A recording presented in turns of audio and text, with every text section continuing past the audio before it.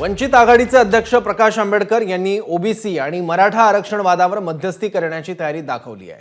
मनोज जरांगे यांनी निजामी मराठ्यांपासून लोकसभेपर्यंत सावध राहावं, अन्यथा ते घात करतील असा सल्ला आंबेडकरांनी दिलाय। शिवाय राम मंदिर प्राणप्रतिष्ठेवरून आंबेडकरांनी पंतप्रधान मोदींवरही टीका केली आहे।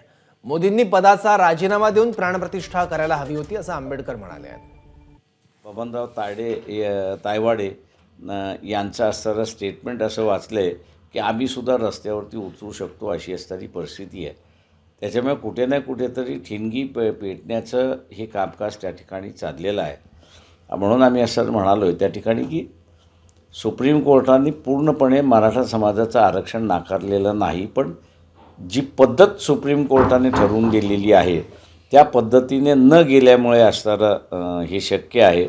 आणि म्हणून मी असताना म्हणालो त्या ठिकाणी की गरीब मराठा समाजाला आरक्षण देण्यात शक्य आहे का, तर संविधानाच्या चौकटीमध्ये राहून ते देता येतं अशी असणारी परिस्थिती आहे। जरांगे पाटील यांना असणारा माझा एक सल्ला आहे की त्यांनी 10-15 लोकांमध्ये बसून आपलं जेवण करू नये।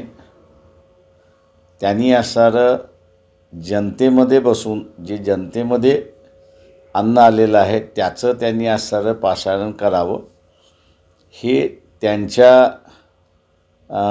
दृष्टीने अत्यंत महत्त्वाचं आहे असं मी त्या ठिकाणी मानतो आहे। पंतप्रधानांना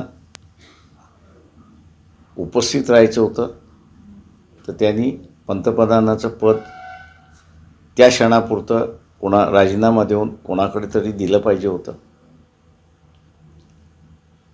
मग त्यांनी असणारं उद्घाटन प्रतिष्ठापना याला हजर राहिले असते तर कोणाचंही वावगं नसतं, कोणाचाही विरोध नसता।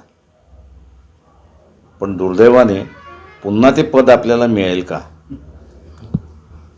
याची शाश्वती नसल्यामुळे पंतप्रधानच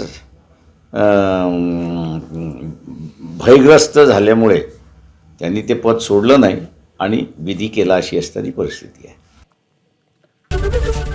एबीपी माझा, उघडा डोळे बघा नीट।